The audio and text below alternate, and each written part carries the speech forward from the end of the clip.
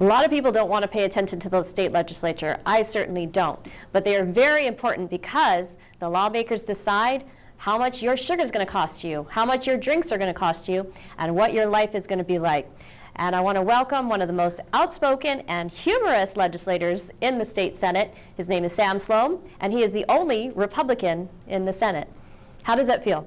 It feels great, Malia, but you know what? You better not tell people don't pay attention, because we're coming after you. We're coming after your wallet, your home, what you eat, what you wear, what you drive, all of that. That's what I'm saying. I said I don't necessarily like to pay attention. Well, you better. But I do. And you talked about humor. Listen. If you don't have humor, your head would explode with all the dumb ideas that come out of the big square building. So I try to have good humor. That's so true.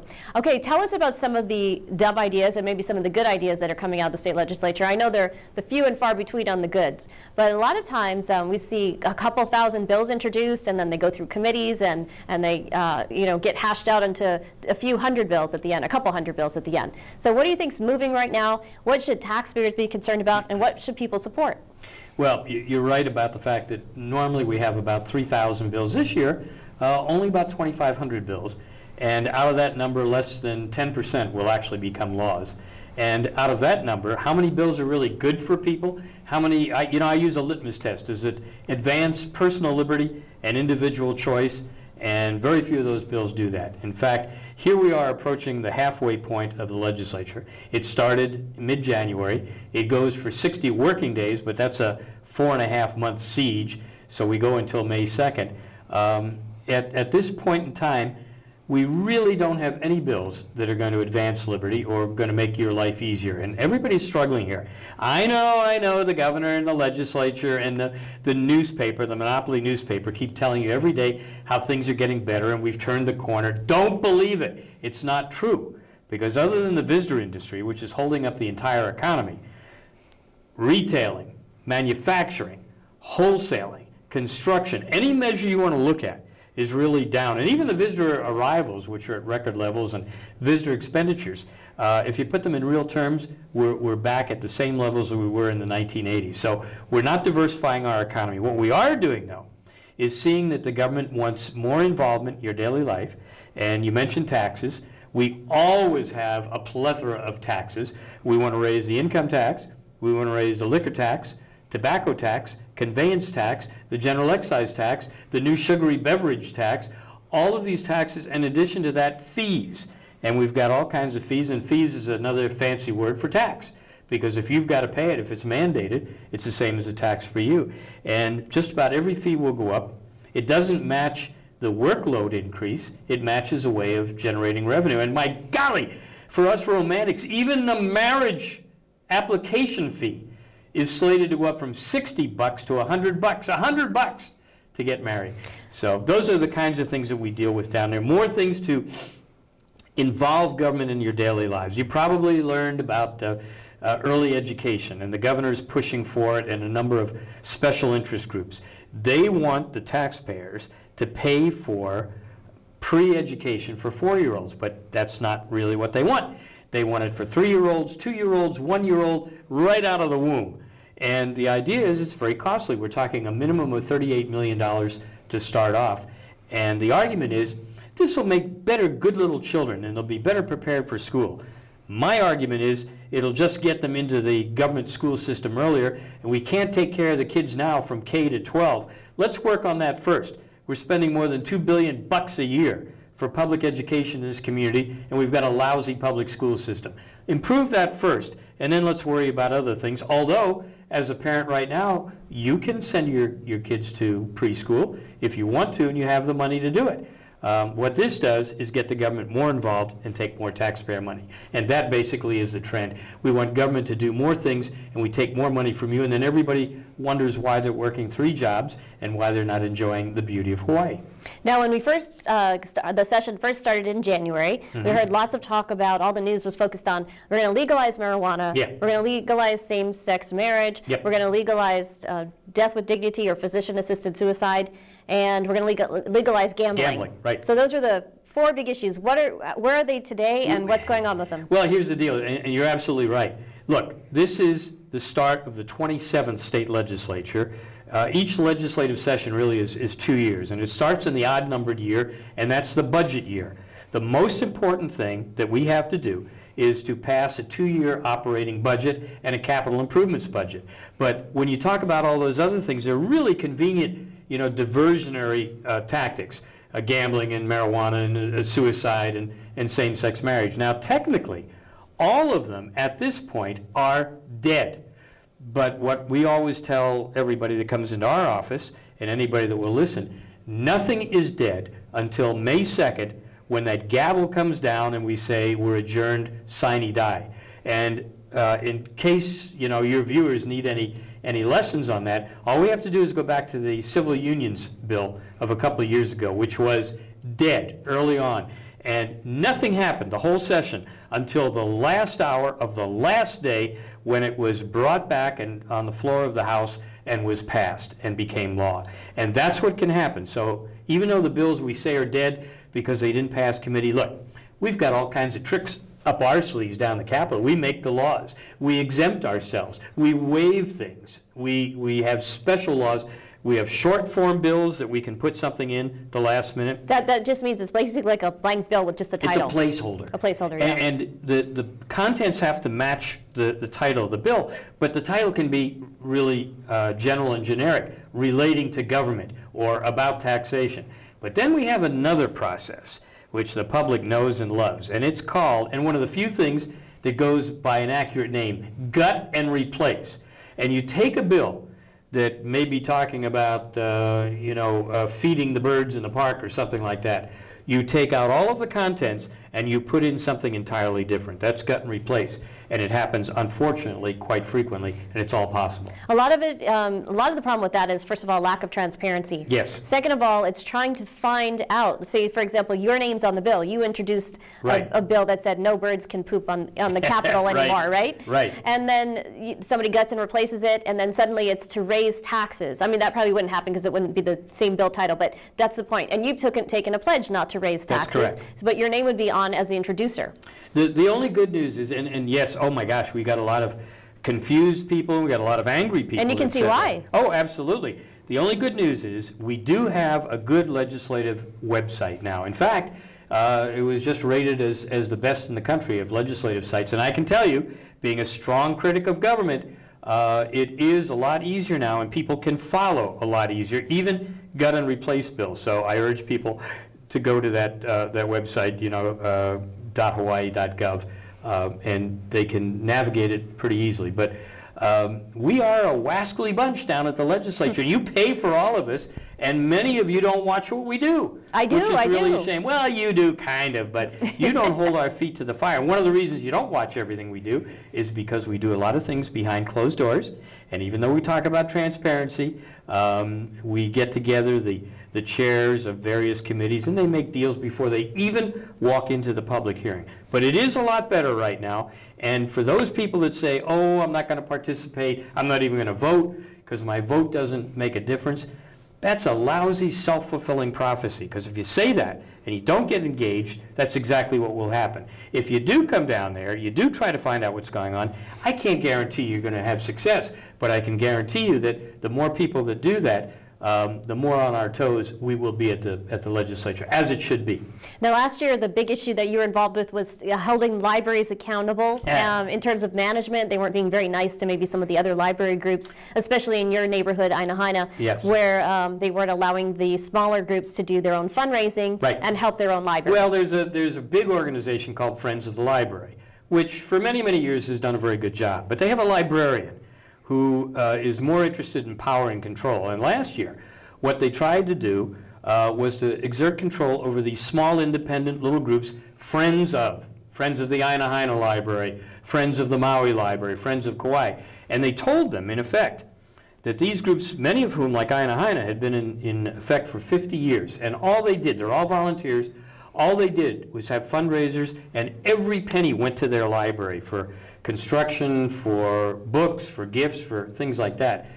The big Friends of the Library told them, you'll have to become part of us, and your money will go into the general fund, and we'll decide where it goes. And if you don't do that, we won't allow you to have any more activities on public library property. Well, Fortunately, the wonderful ladies of the Friends of Ina Hina came to me. They asked for help. They were at the legislature almost every day last year. They learned lobbying 101, 102, 103, and the bill was passed to allow them and others to remain independent. That was very unusual for a first-time bill, to be enacted in law. And that's why I tell people, you know, I can't guarantee you that good things will happen initially, but you've got to be involved. And it looked like it was a Manini bill, just a housekeeping bill, but it was a power struggle. And that's what we find in Hawaii. We've got all these entrenched power sources, whether it's in the Department of Health, in the libraries. My alma mater, the University of Hawaii, which is a story. I was going to bring that up all next. by itself. Right. Yeah. But I wanted to just bring up that that was a success story. Yes, you were it able was. to have the power to the people. They came in and they And got it a wouldn't bill have happened passed. without those volunteers. And it was a daily drama during the legislature. Daily drama. Every And year. they were told every step of the way, oh, this won't succeed. You can't do this. And it went from committee to committee in the Senate, and then to the Senate floor, and then it went over to the House, and then it went into conference committee. And every step of the way, there were people telling them, oh, you won't succeed, you can't do it. And they did it. They stuck with it. And there are a bunch of cute, like, little, you know, they're not so ladies. little, but they're more mature Petite. ladies. But they No, were, no, no, petite. they were focused. they're very petite and they look Yes. so sweet. But I love them. They're wonderful. They're yes. tough. Okay, but the daily drama going on now, this year, seems to be the give and take with the University of Hawaii. Well, it's mostly take. The University of Hawaii takes. They take from the taxpayers, they take from the students, and they give to their administrative personnel, which are among the highest paid in the country, in my humble opinion, overpaid.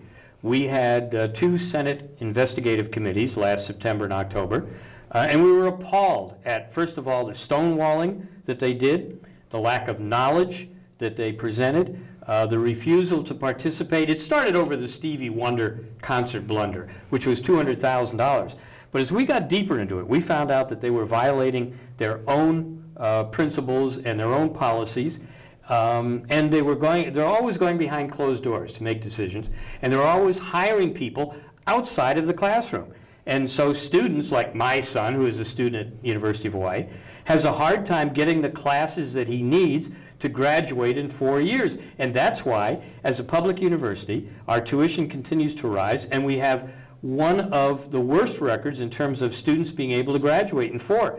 If I were a cynic, I would say, oh, that's what they want to do, to get more money out of the students and their parents and all that.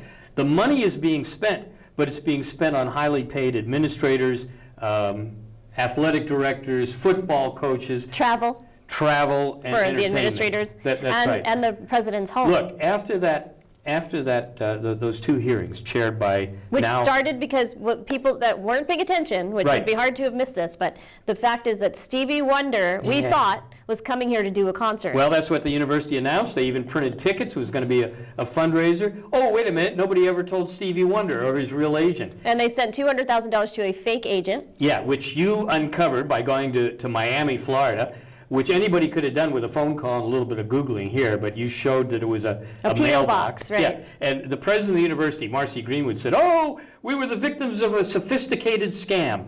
Well, it was a scam. It was not sophisticated. It started out with that. But we learned more and more about money being misspent, being lost, being misused. And so at the end, I started to say, Donna Mercado Kim, Senator Kim, who headed those investigations, who is fantastic. She's now the Senate president. We came out with 18 specific recommendations for the university and for the Board of Regents. And you know what? They've basically blown us off. They've blown the taxpayers of this state off. They're not doing that. And they continue to meet behind closed doors. And they run the university like a private fiefdom. Now, granted, the legislature gave the university, the only state public university, a great deal of autonomy back in 1998. But with that autonomy comes more responsibility and oversight, and they're not doing that. And so if they think that they're going to skate by on this, they're not, because there's still people in the legislature, including myself, that are bound and determined we're going to hold them accountable and transparent, because the public came to us. They came to the Senate and said, look, we don't trust the university to investigate itself, and for good reason. We don't trust the monopoly newspaper because it doesn't seem to get the story.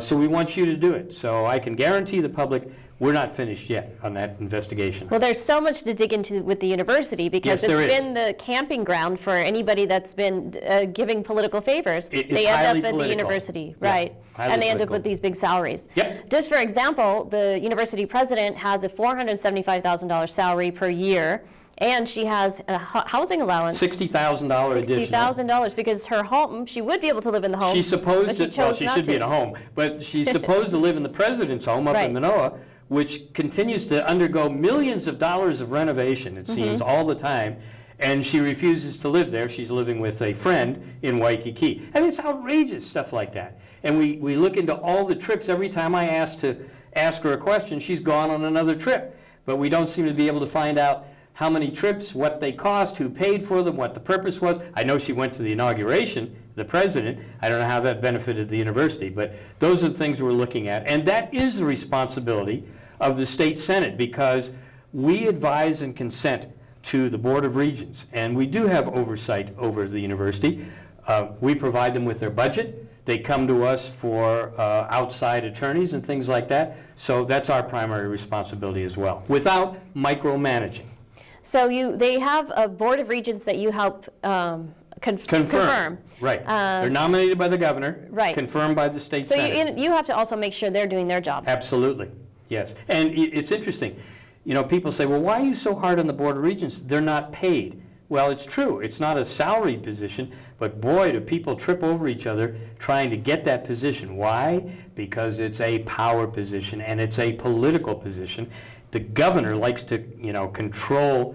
He's appointed a number of people in the legislature. He's appointed a lot of department agency heads, and now he's appointing regents. And all of that is control.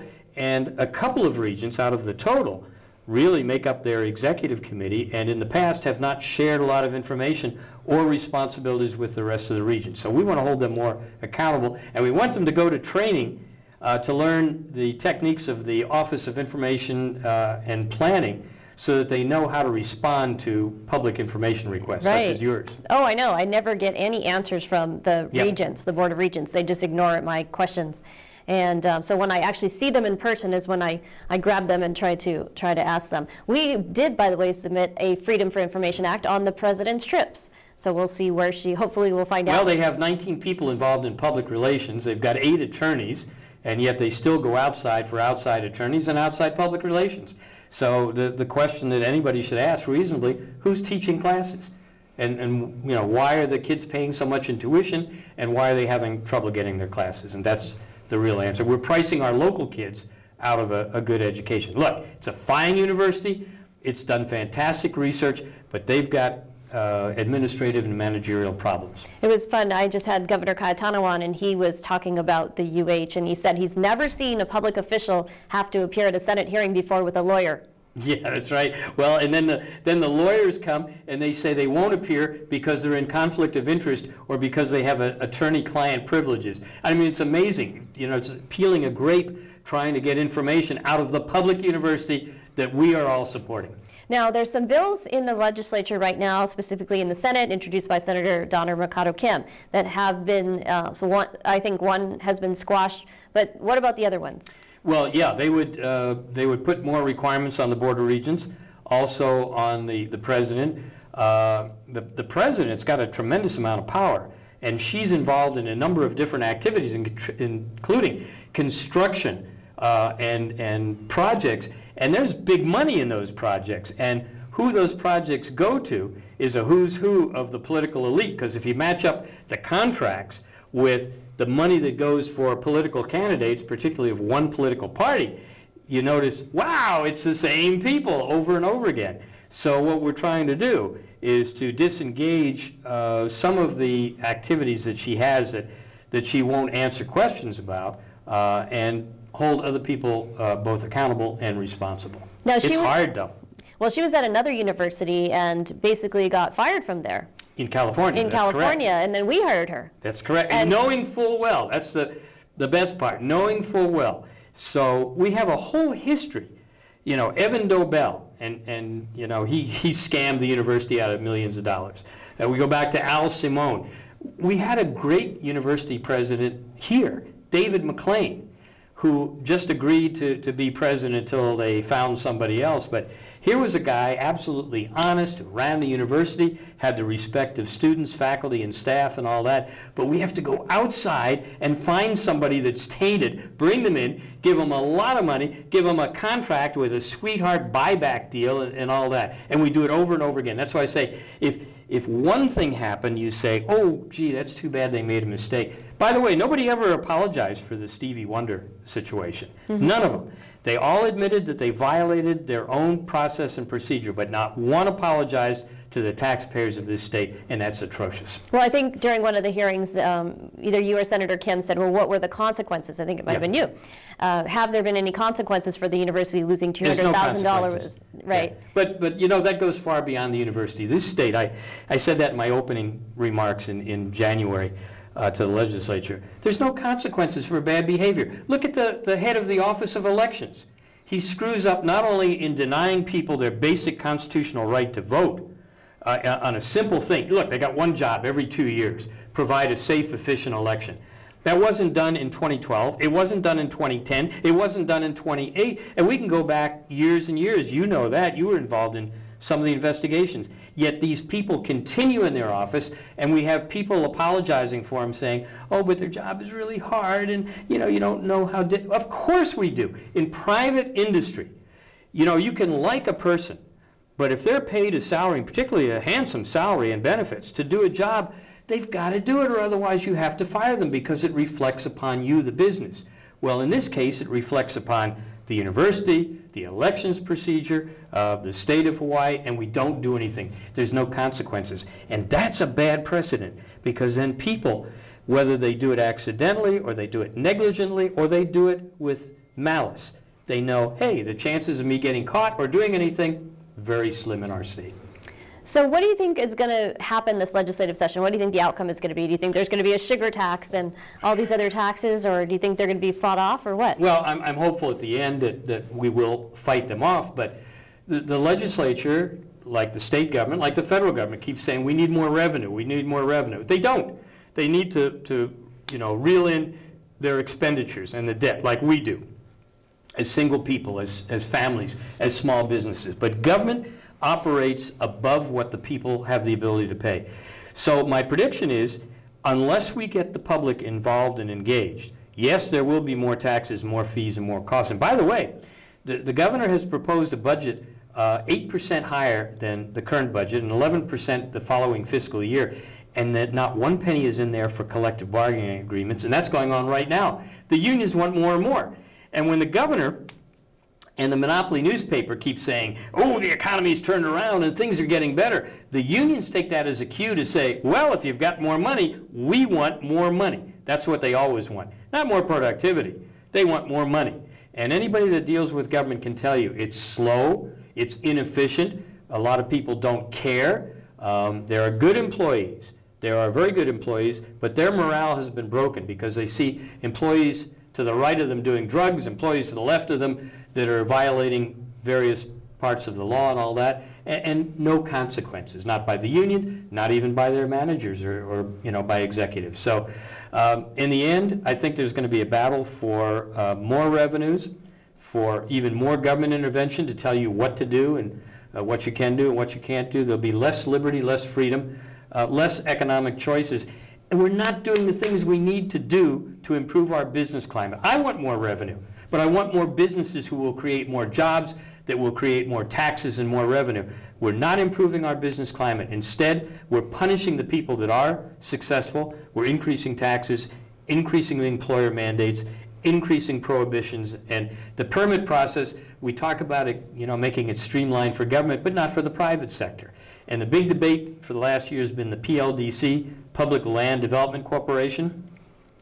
That has been repealed in both the House and the Senate, but again, anything is possible before year end. The governor is pushing the 21st Century Schools legislation, which would use school land to develop commercial activities.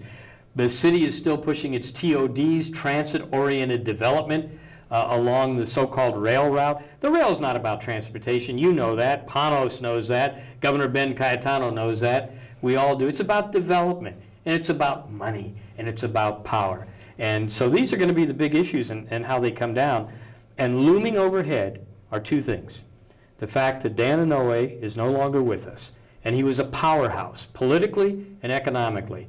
Panos' students at the University of Hawaii estimated that he brought in alone more than $450 million to this economy a year. That's not going to happen anymore. There's nobody going to take his place.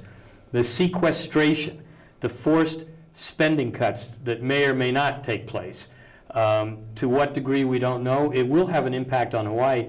I don't look at it as a totally negative thing, because as long as we have money, we're going to spend it. If we don't have money, we'll have to change our ways and look at different options, and that's what we need to do in this state. I'm really bullish on Hawaii's future, but not with the current idea of tax and spend and debt. So one of the big issues that you've taken on is trying to help educate people about the business community and Yes. what needs to be done to help small business thrive. Well, here's the thing. Look, you know, we've got more than 30,000 businesses in our state. 98% of them are classified as small business with fewer than 100 employees, and yet they're the backbone of the economy.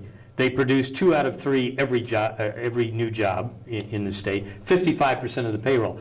We invite people to come in on hearings, and we say, what do we have to do, you know, to make it better for your business, for other businesses, to attract them? They tell us what to do, and then we say, oh, well, thanks very much for coming. Now we'll do exactly what we want to do. We're going to raise your minimum wage. We're going to raise your costs. We're going to make it harder for you to do business. So they don't listen, and that's the important thing.